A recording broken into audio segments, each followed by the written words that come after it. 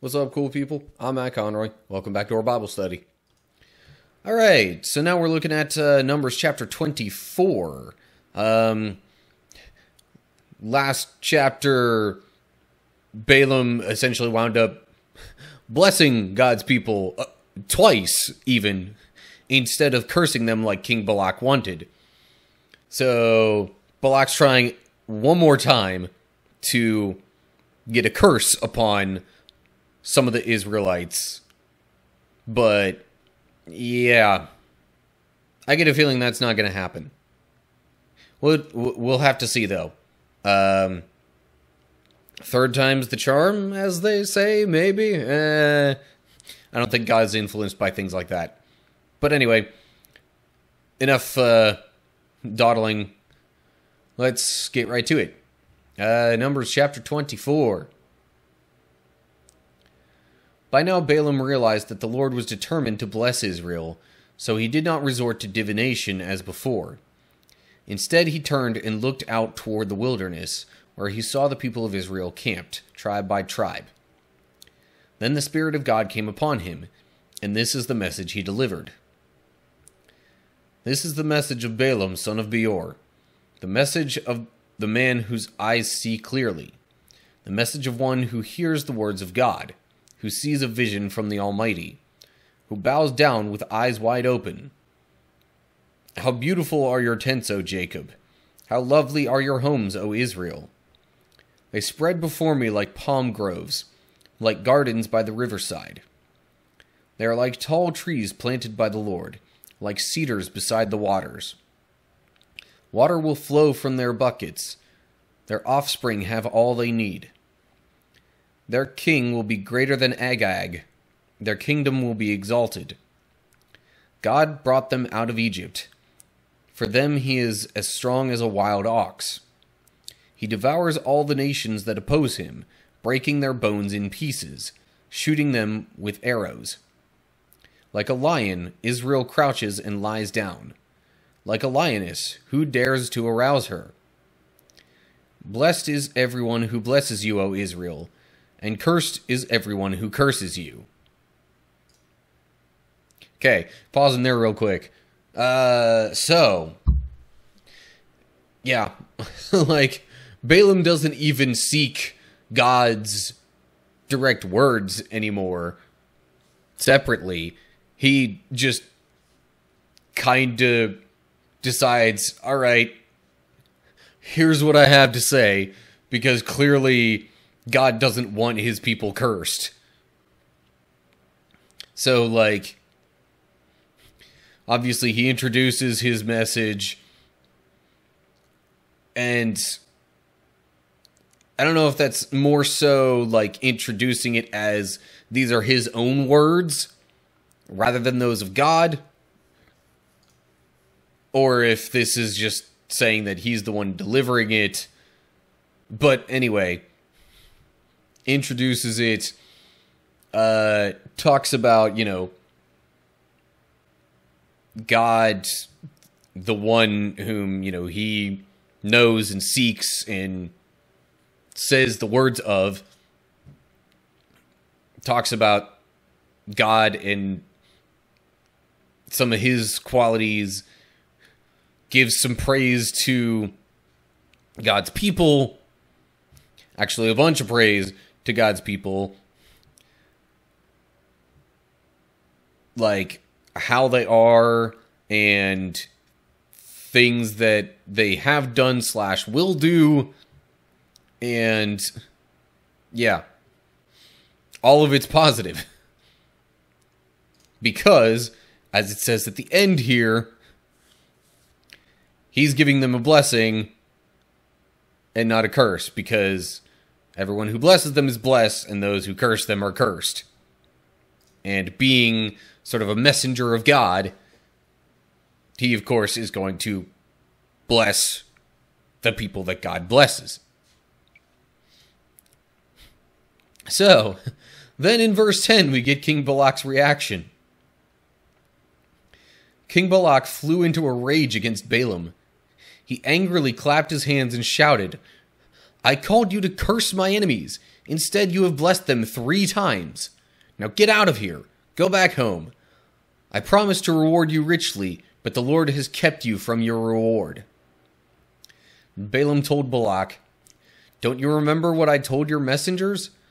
I said, even if Balak were to give me his palace filled with silver and gold, I would be powerless to do anything against the will of the Lord. I told you that I could say only what the Lord says. Now I am returning to my own people. But first, let me tell you what the Israelites will do to your people in the future." Oh, geez. So Balaam's like, I'm getting out of here. But first, here's what's going to happen to you since you have tried to turn against God's people. And then we get into verse 15 and what he says will happen. This is the message Balaam delivered.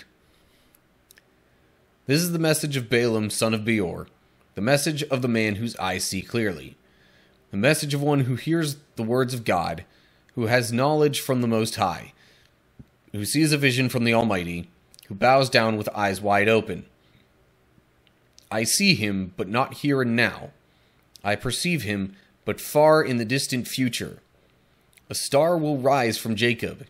A scepter will emerge from Israel. It will crush the heads of Moab's people, cracking the skulls of the people of Sheth. Edom will be taken over, and Seir, its enemy, will be conquered, while Israel marches on in triumph. A ruler will rise in Jacob, who will destroy the survivors of Ir. Real quick, gonna pause there, because I realize I missed a footnote back up in here somewhere. When it said they spread before me like palm groves, the original Hebrew might have read more like a majestic valley instead of like palm groves.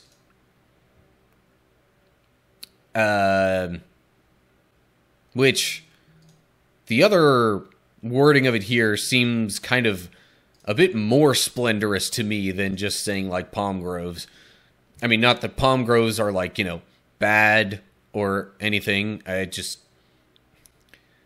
seems a bit grander in scope. And then also, footnote here by skulls. As in the Samaritan Pentateuch, the meaning of the Hebrew word is uncertain. Okay. So, it's, I guess, mentioning the cracking of skulls just kind of based on an early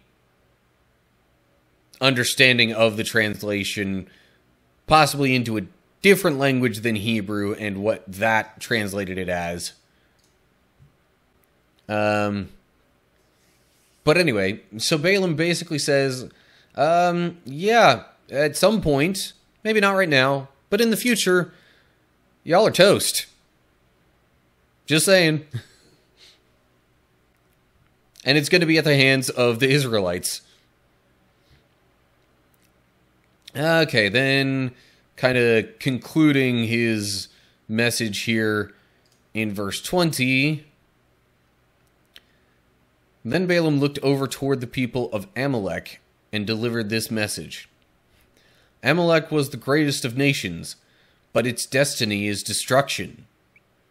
Then he looked over toward the Kenites and delivered this message. Your home is secure. Your nest is set in the rocks. But the Kenites will be destroyed when Assyria takes you captive.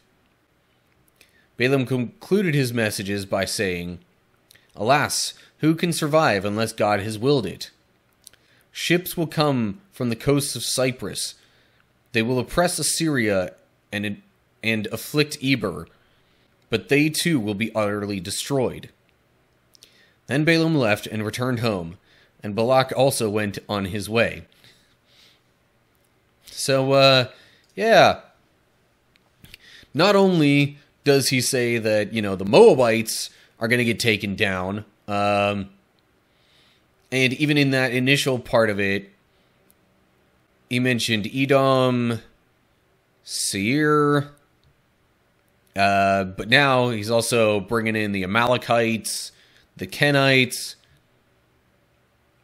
who might not necessarily be directly destroyed by God's people, but they will eventually by the Assyrians.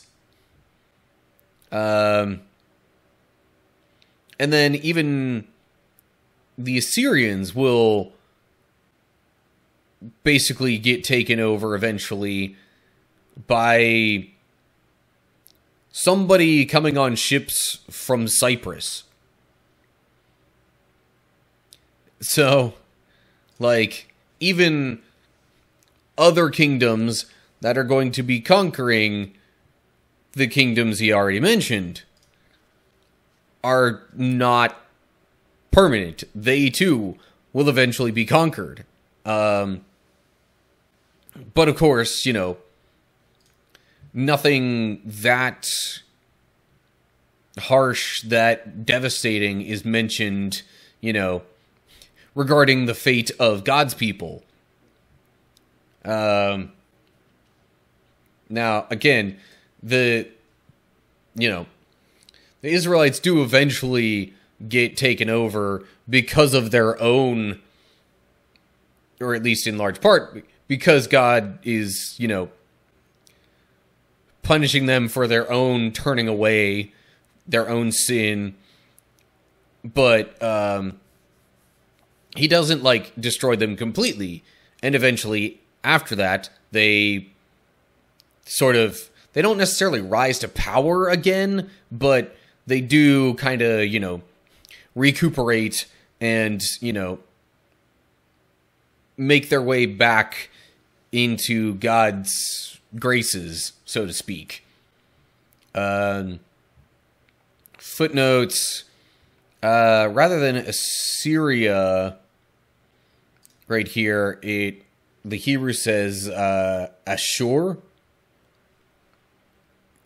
which means it may or may not be the same Assyria that we would think of, but, like, I don't know, it might also be the same one. I'm not real sure on that. I'm not as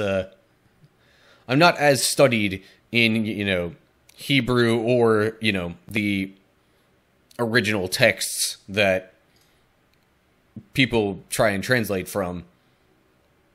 Also, the footnote at Cyprus, the Hebrew says Kittim, which may have been the name that Cyprus went by at that time, but sometimes when using translations, it, you know, they'll change some of the names of places just to, like, make it more either more understandable to, you know, the current day reader, or make it more relevant to the time period to which it applies. But regardless, again, going back to what that was all really talking about, all these other kingdoms will rise and fall, but God's people, despite not necessarily having, you know, significant control and or even a fully fledged kingdom the entire time, they will not be utterly destroyed.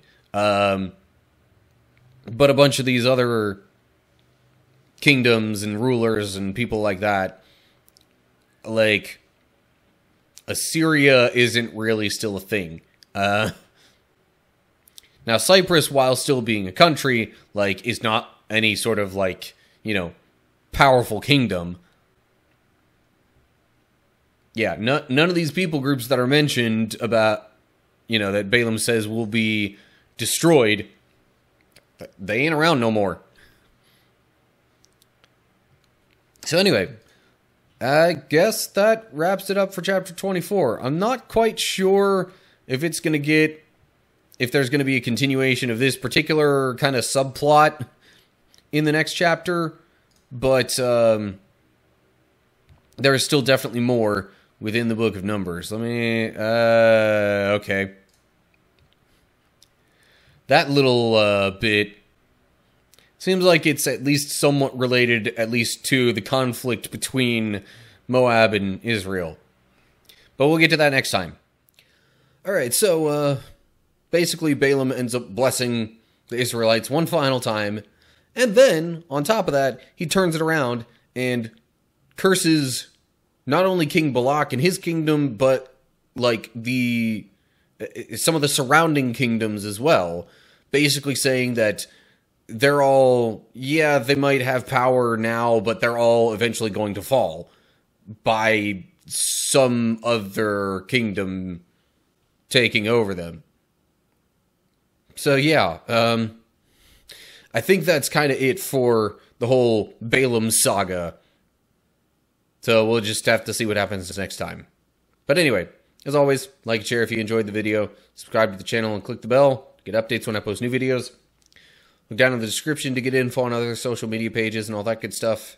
And leave comments below there with any thoughts you have. So that's it for now. Hope you're all doing well. Hopefully I'll see you for the next video. But until then, stay cool, people.